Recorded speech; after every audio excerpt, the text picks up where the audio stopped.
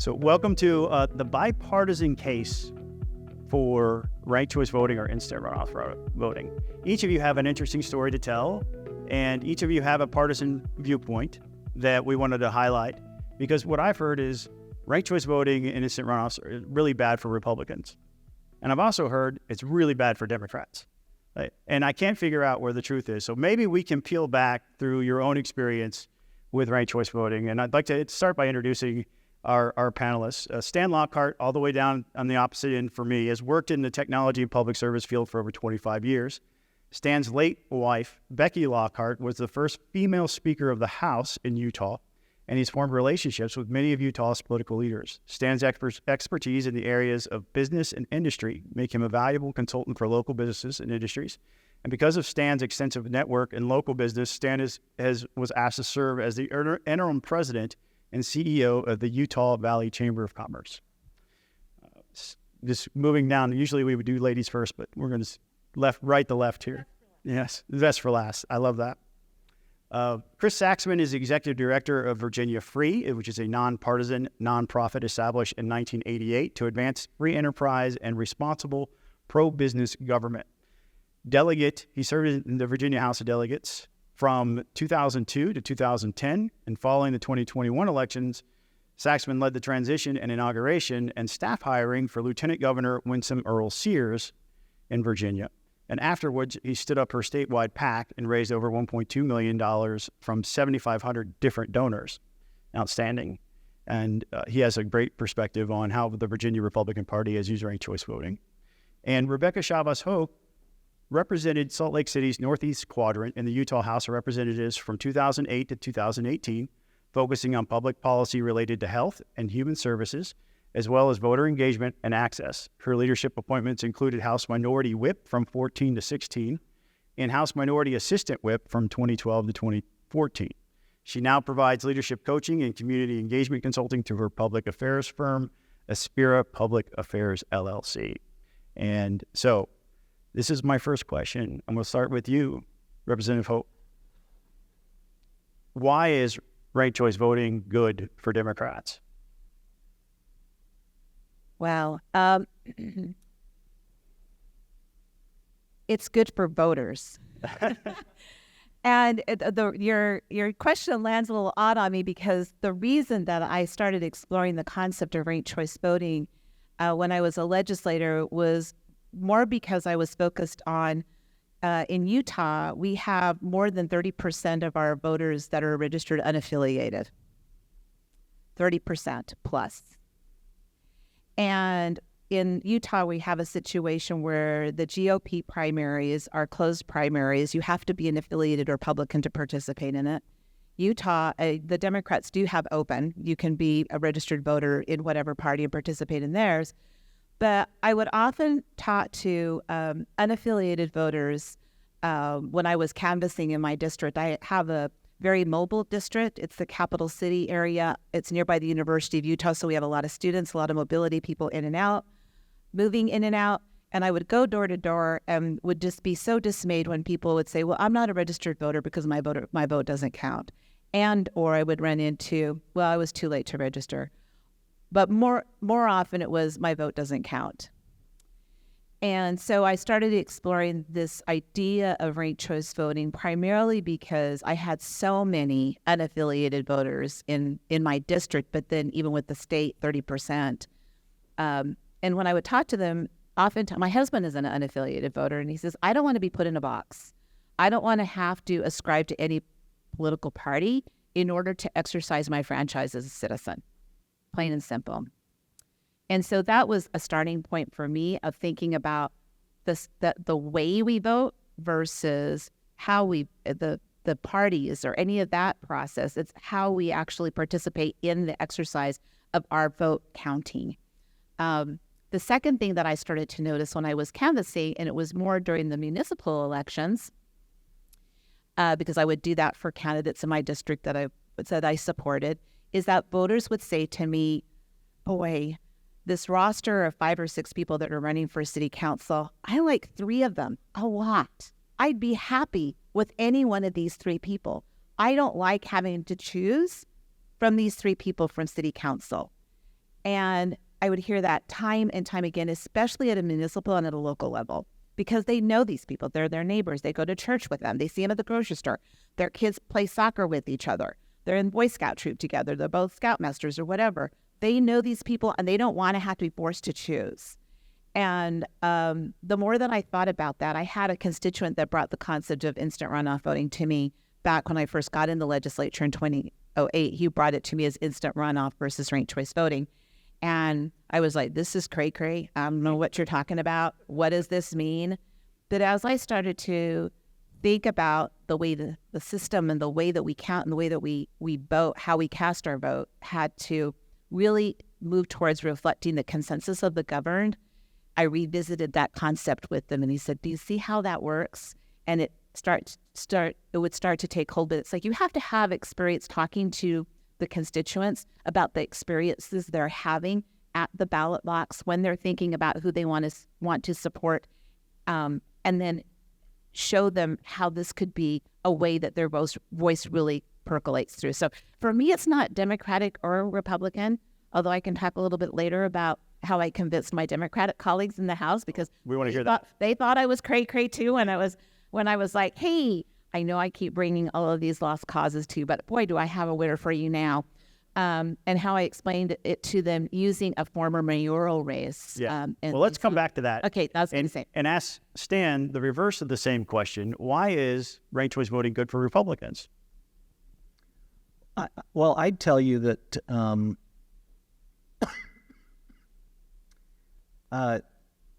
there are times where it's good for Republicans. There are times where it's good for Democrats, but it's always good for voters.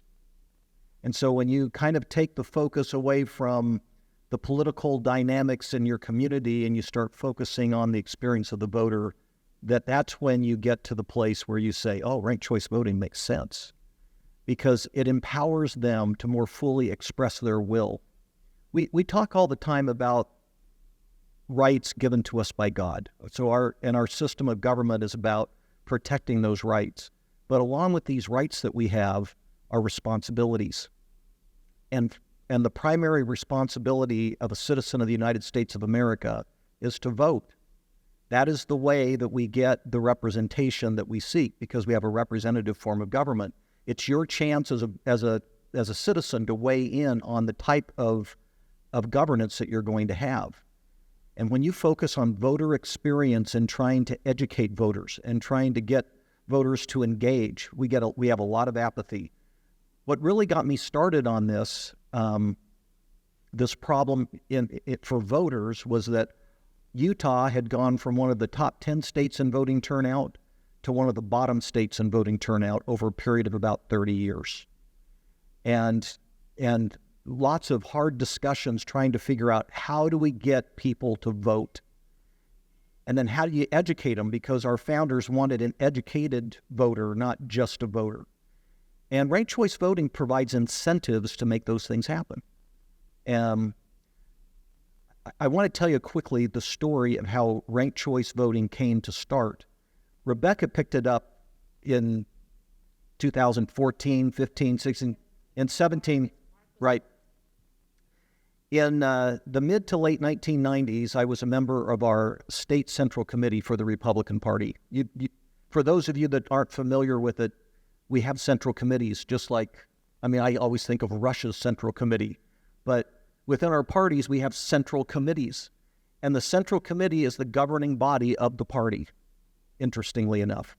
And so you get elected by delegates who are representing their precincts, and you become a member of the central committee.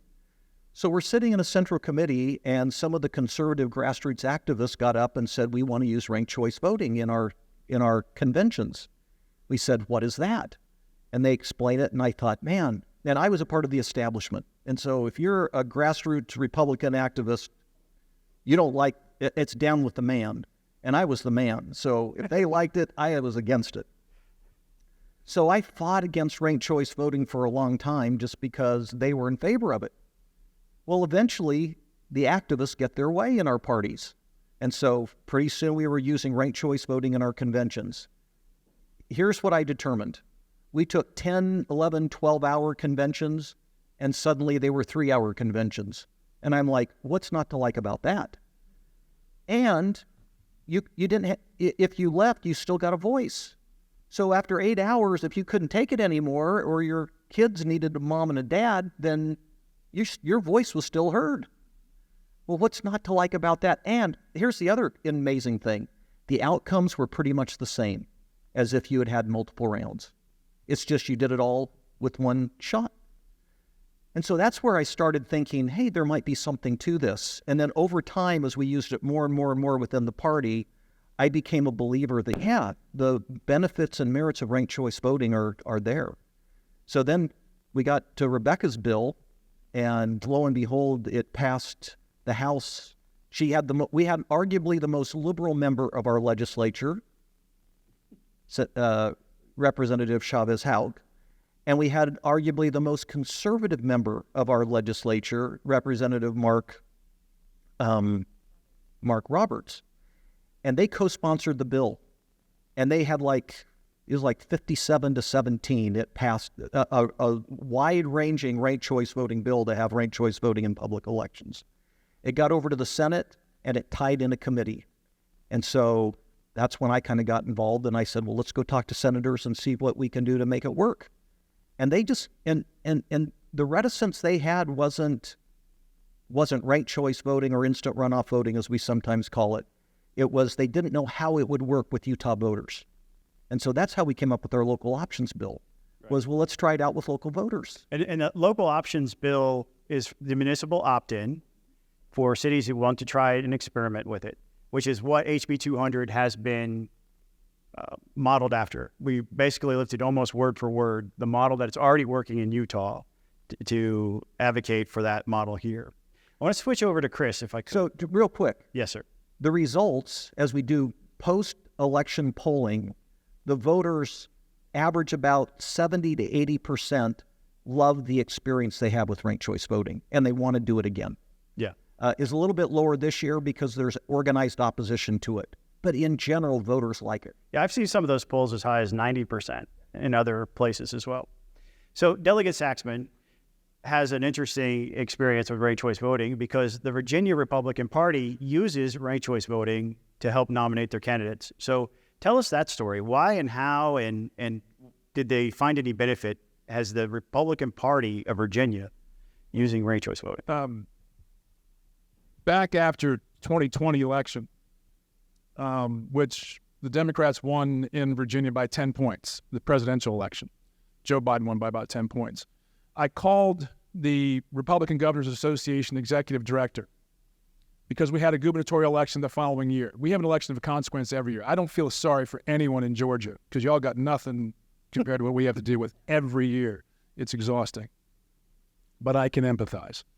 So I called the RGA executive director, who was my first campaign manager in 2001, Dave Rexroad.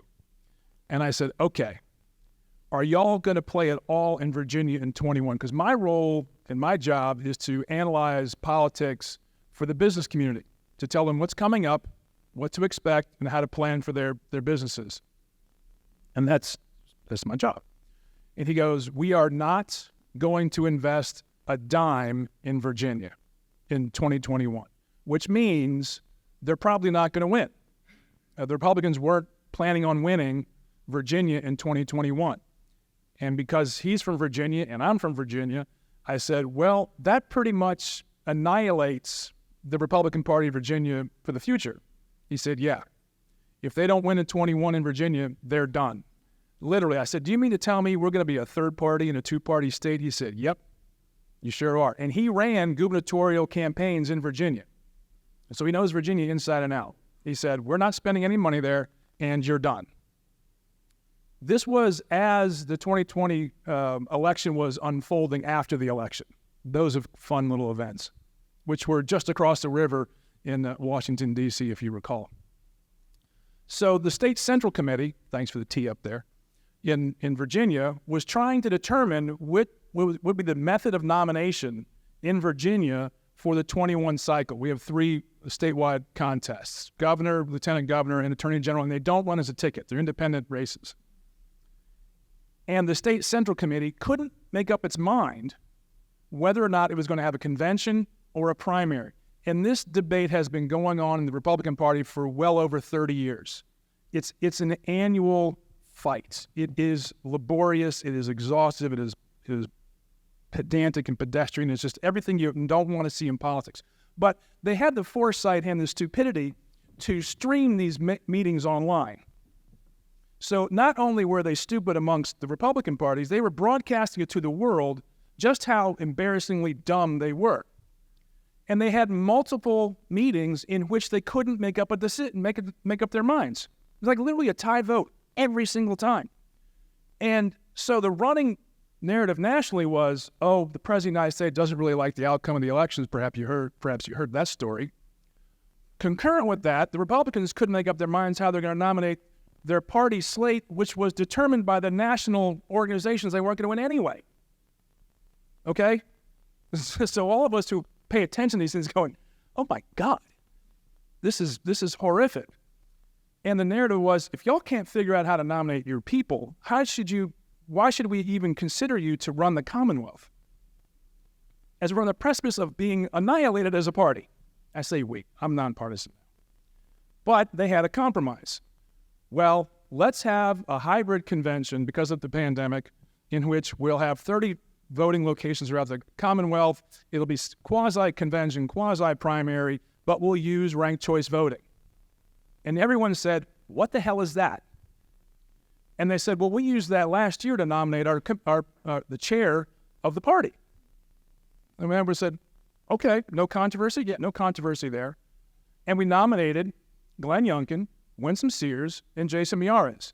And as a result of that process being put in place, we had a number of candidates declare for statewide office because in a statewide primary, they couldn't afford it. In a convention format, they can. So within 90 days, you had 17 candidates fan out all across the Commonwealth campaigning under ranked choice voting as the construct in a primary, essentially, a party nomination. And my job was to analyze how they behaved for the business community. And knowing just about every single candidate and all their campaign managers and consultants, I witnessed firsthand the changes that occurred internally in a political party. Now, you mentioned, is it good for Democrats or Republicans? Consultants hate it. That's where all the pushback is coming from because they can't control the outcomes. And it boiled down to, and I answer any questions you have on this, but on election day when it came down to the counting, my former legislative aide worked for the gentleman who finished second in the gubernatorial nomination, a guy named Pete Snyder, self-funding candidate. And he comes up to me at the counting for all the ballots, and he goes, I know you're with Youngkin. And I'm like, I'm not with Youngkin, Tim, dial it back. And you're just pissed off because your guy's going to lose. He's like, yeah, if it wasn't for the stupid ranked choice voting, we'd have ripped the bark off Youngkin, and we'd have won this thing. I'm like, so you're upset that you couldn't tear down your own party's nominee heading into an election that you're not going to win anyway, thinking that you're going to win? And he goes, yeah, this stupid ranked choice voting, we couldn't grab it because we couldn't afford to lose his votes or any other votes. Because I'm like, so you really think ranked choice voting works? It just didn't work well for your candidate. So I want to hammer that point home. The second place finisher came to you and said, we really wish we could have gone negative on Glenn Youngkin, but ranked choice voting prevented us from going negative. 100%. As a direct result, and the consultants hate when I bring this up, but they know it's true, Glenn Youngkin's unfavorables were very low coming out of the nomination. And he was a virtual unknown to the rest of the Commonwealth. So he could, as a result of that, come out with heavy bio pieces and ads right after the nomination to tell Virginia who he was, versus who his own internal parties didn't go on a statewide, the Pete Snyder campaign didn't go on statewide television broadcasting that he's a so-and-so and a this, that, and the other thing. He could create his own positive narrative. As a result of that, his favorables started to climb throughout the early summer, and the Republican Governors Association said, let's start tracking this. And they test polled it, and by about mid-July, August, they said, we're coming in with $15 million, we're taking over the ground game, and we're going to win this thing. But for ranked choice voting, it doesn't happen. So where is ranked choice voting with the Republican Party in Virginia now? Are they going to continue to use it? Or are they ditching it? Or do they see the value in it? Subsequent to that election in 21, in the 22 cycle, Republican Party of Virginia used it in 4 congressional nominations successfully without any controversy. Not just nominating Youngkin, Sears. No, they were internal. The question you pose, Democrats or Republicans, I think it's healthy for, if you want a healthy two-party system, you need 2 healthy parties. I think ranked choice voting creates healthy parties because it has them settle their differences in a manner that's far more constructive. But it's about policy less than personalities. More so. But most recently, the State Central Committee, thanks again for that tee-up, voted to ban ranked choice voting. They had the same resolution the RNC took up without debate, mind you, back in January of last year. They took up the same resolution, and the State Central Committee defeated that resolution 63% to 37% because they didn't want to get rid of it. They want to be able to use it as a tool in the toolbox. They don't use it all the time, but they want it there in case they need it. And it has been a very constructive tool in the toolbox for Virginia Republicans. So back to you, Representative Chavez-Houck. Walk us through the bipartisan effort that you were part of. What were some of the things that you heard that you had to overcome, some of the challenges, and how you overcame them, and were able to develop a bipartisan coalition to pass that legislation? So it started with Representative Mark Roberts, the gentleman that Stan mentioned, who actually brought forth a number of pieces of legislation starting in 2014 when he first got elected. And Representative Roberts, he's a Republican, but he really leans more libertarian in a lot of ways. And he had a very strong feeling about the whole plurality issue. It would make him so frustrated. He was so angry about the notion of people representing a consensus of the governed that would win by 38%. And so he was trying to put forward legislation for IRV. He was calling it instant runoff voting back in 2014. And we just couldn't grasp the understanding of it. Fast forward to 2017 when I ran my legislation.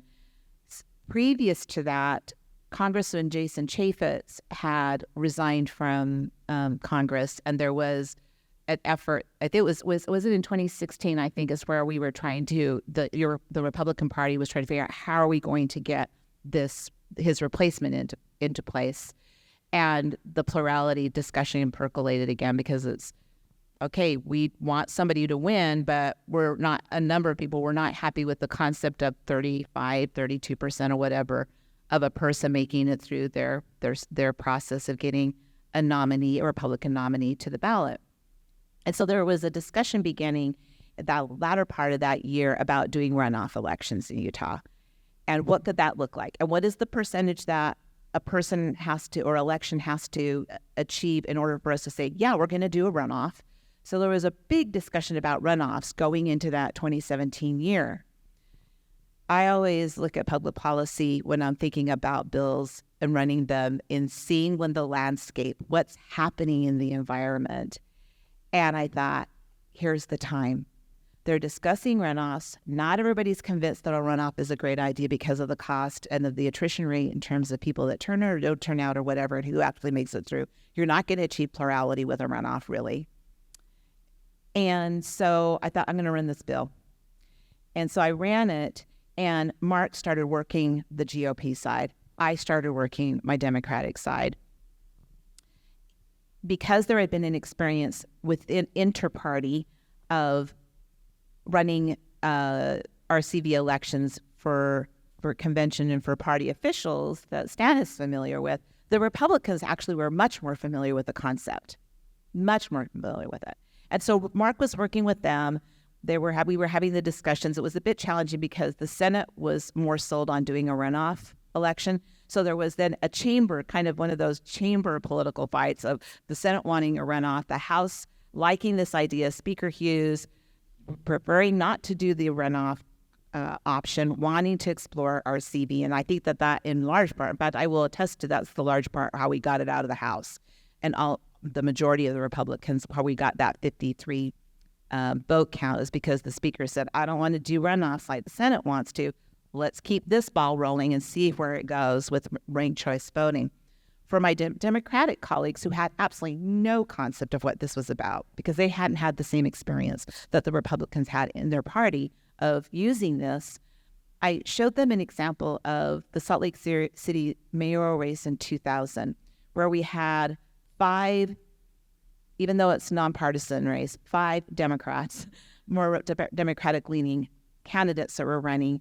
And the top 2 that made it through the election, I think one got 21% and one got 19%. And they're the ones, because we had top 2 go to general election after our primary. The third person was like 0.2 something percent from being able to be included in that top 2. And the 2 that made it in the top 2 there in 2000, one was the most extremist progressive, one was the most extremist conservative. And so people all across the board in my party were not happy with what that outcome was. So I was able to show them through example of, look at this. This is an example of where ranked choice voting might have gotten us to a point where you had a prevailing winner who had a majority of the people, the voters, the constituency within Salt Lake City supporting that candidate versus somebody that won pretty literally with 21% from the primary. So whenever you can actually take past experience or past races and run them analytically with people, that's what worked with my Democrats. It just depends, but that's where I knew that they could analyze it through the lens of, yeah, we remember that election, and I was really upset because so-and-so didn't win, versus trying to look at it conceptually of, here's this new way of voting. What do you think about it? So that's what I did, is I worked with my Democrats using previous elections, and then Mark had been working with them for a while on how they used it intra-party. And then we also had this nuance of the Senate wanting to have a runoff election option, and we were looking at ranked choice voting. So I have one rapid-fire question for each of you to wrap up the panel, and that is the question of voter confusion. It's the number one thing that we hear constantly. We're going to talk about it in the next panel as well from our folks who run elections. But because it appears that the Utah average municipal voter is getting it. They like it. The polling shows that. The folks in the Republican Party, once they used it, they realized it was good for the Virginia Republican Party. How has the question of confusion, is it a real thing? Does voter confusion exist around ranked choice voting first? And if it does, how is it overcome? So I'll start and we'll finish up with you. So go ahead, Stan. I think Senator Robertson, when he was giving his comments, said it best. You've got to use your gray matter and not let emotion rule.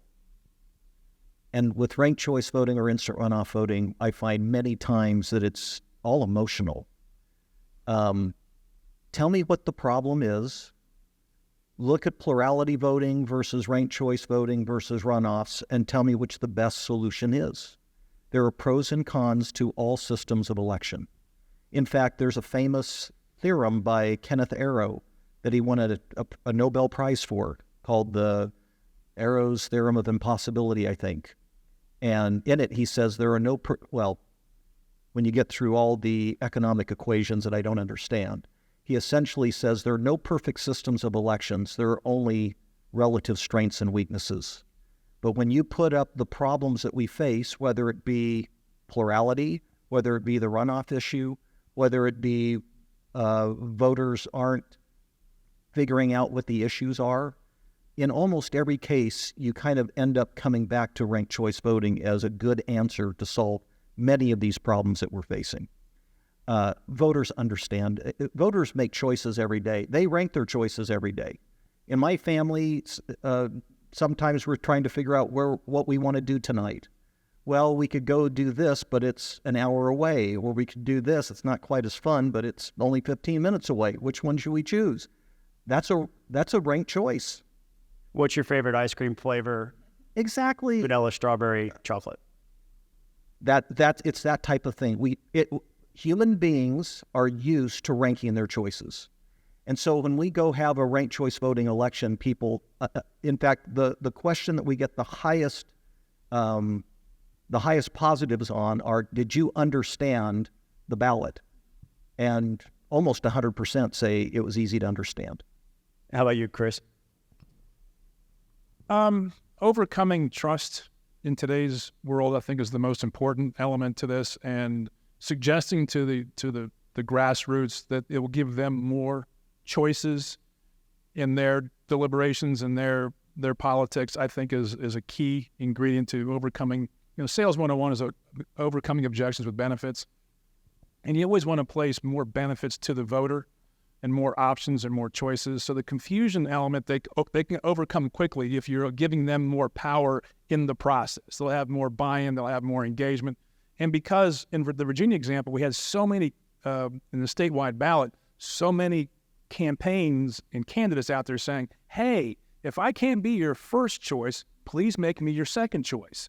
It changed the entire ethos of the campaign, and the benefit was a far healthier debate internally. So always sell benefits. Like, what is the benefits of overcoming some concerns you have about confusion? Oh, it's confusing. Look, my dad he's 85. He uses an iPhone, right?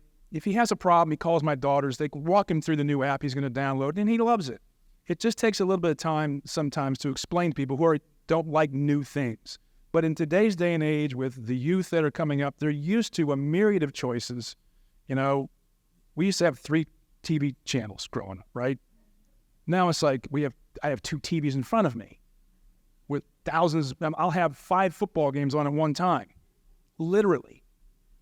So we're changing rapidly, and this just has to be part of that stream of thinking and behavior that let's not be afraid. Don't scare them with it. But people who are opposers are trying to scare people. Oh, it's the establishment. They're trying to keep you out of it. No, they're trying to keep the crazies, to a bare minimum, and reduce their over impact in the election. So be careful. Some people think we're crazy for what we support.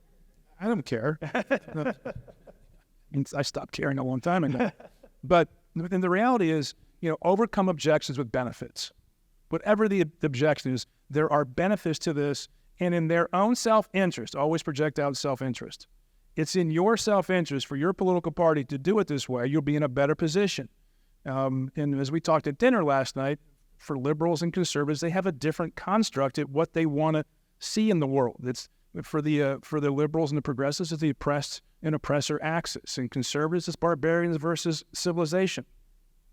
Those are just resonant realities in our beings.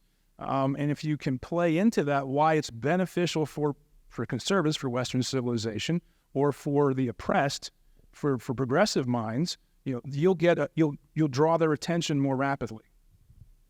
Same question. I think the more opportunities you give people to try it out, I think Josh might speak to this in Utah County, where they went to senior citizen centers and ran some sample balloting with them, and he can talk a little about that. The more that you can have people test it out, I do tabling and I have the cookies, and it's like, here's the ballot for the cookies, where it becomes not this scary, something I don't understand, versus actually actively trying it out. I think the more that you can do that, the better. Stan speaks to what our polling results were in Utah. Where I find the biggest opposition coming from versus people that are very fear-centric and just see conspiracy at every angle, unfortunately. But unfortunately, it's incumbents. It's elected officials. It's their campaign managers. It's the consultants, because they're going to have to figure out a new way to make money, or a different, the way that you make money is going to be different.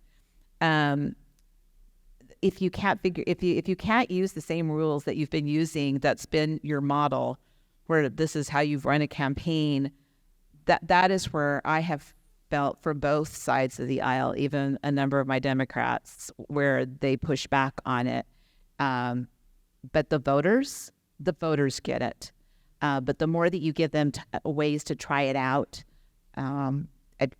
it's not hard. It just isn't hard for a voter to do the balloting. I mean, they might get themselves caught up in the tabulation piece, but Chris and Josh can walk you through how that's not scary either.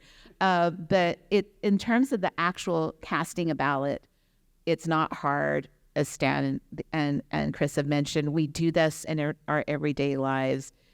Sometimes I'll bring up something really quickly, which really often gives me concern, is people will say communities of colors and communities of color and people in the margins, communities in the margin, minoritized communities, it'll disadvantage them. And we've got research that shows just the converse. Recently, a couple of years ago, Democracy Rising did some focus groups in New Mexico, Washington, and in Salt Lake City with all Spanish-speaking Latina voters, and walked them through, a focus group of, this new way of voting. What do you think of it? And they're like, yeah, this is the way I go shopping. This is how my family decides which apartment we're going to pick, because we look at it and we decide we can't, just like Stan said, this one costs a little bit more, or it's closer to my kids' school. We like this one first, but if we don't get that apartment, we want this one. It's basic how we are consumed.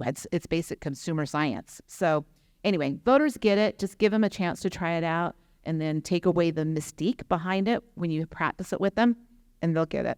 No worries. So the question that I asked at the beginning was, why is this good for Republicans? Why is this good for Democrats? We heard a story of how Republicans use this in a very specific way in Virginia. And the answer that I heard was, it's not really great for parties. It's great for the voter, right? And for that, I want to thank each of you for your work and for being here today. We need champions for voters, and each of you have exemplified that, and you have my gratitude. Thank you so much for being here. Thanks, everyone.